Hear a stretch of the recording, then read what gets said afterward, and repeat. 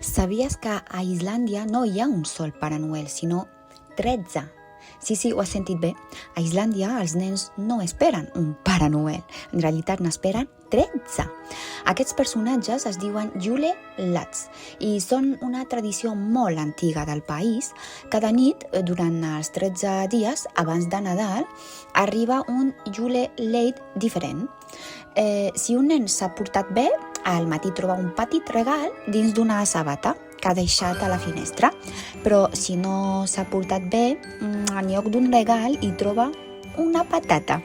El més curiós és que cada julelad té una personalitat diferent. Un roba embotits, un altre intenta llepar les culleres, un altre tanca portes fent molt soroll i fins i tot n'hi ha que mira per les finestres per veure què fa la gent. Avui fan riure els nens, però fa molts anys aquestes històries servien perquè els petits es portessin bé durant l'hivern. És una tradició molt diferent de la que coneixem nosaltres, però també fa que el Nadal sigui especial. I tu què preferies? Un sol Pare Noel o rebre la visita de 13 personatges diferents?